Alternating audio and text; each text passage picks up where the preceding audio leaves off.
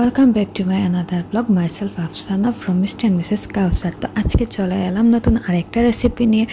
তো যখন একটা সুন্দর দিন আসে তখন রান্না করতেও কিন্তু অনেক ভালো লাগে, আর যখন রান্নাটা হয় নিজের গাছের সবজি দিয়ে তখন তো আর কথাই নেই। তো এই যে সবজিটা দেখছেন সেটা তো আর চিনতেই পারছেন, এটা হচ্ছে টমেটো।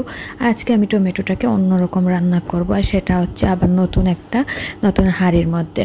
তো কিছুদিন আগের ভিডিও অবশ্যই দেখেছেন যে আমি আমার শাশুড়ি মা আমরা গিয়েছিলাম বাইরে। তো সেখানে কেন গিয়েছিলাম, ওই যে হাঁড়ি পাতিল ওইগুলো কিনেছিলাম, এগুলোর ভিডিও তো অবশ্যই দেখেছেন।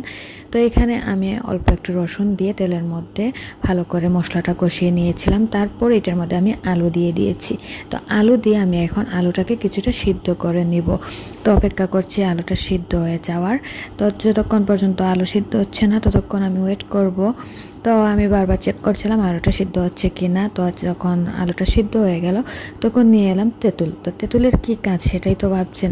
আমি এখানে অল্প একটু তেঁতুল দেবো, কারণ যেহেতু আমাদের টমেটোটা কাঁচা আর এটার মধ্যে টক কম হবে, তাই এইখানে তেঁতুলটা ব্যবহার কর। আপনারা চাইলে এটা এরকম করতে পারেন যে এই টকটাই খান না কেন সেটা যদি একটু কম টক হয় তাইলে তেঁতুল দিতে পারেন। তো এই কাঁচা টমেটোটা আমার অনেক ভালো লাগছিল আর আমি বারবার ভিডিও করছিলাম।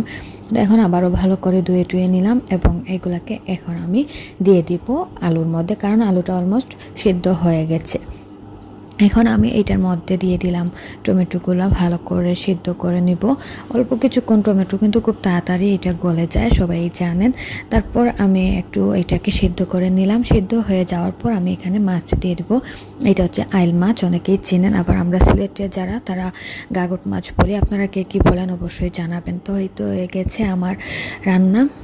এই রান্নাটা এইভাবে কার কেমন লাগে অবশ্যই জানাতে ভুলবেন না। আজ এই পর্যন্ত, সবাই ভালো থাকবেন। আল্লাহ হাফিজ, আসসালামু আলাইকুম।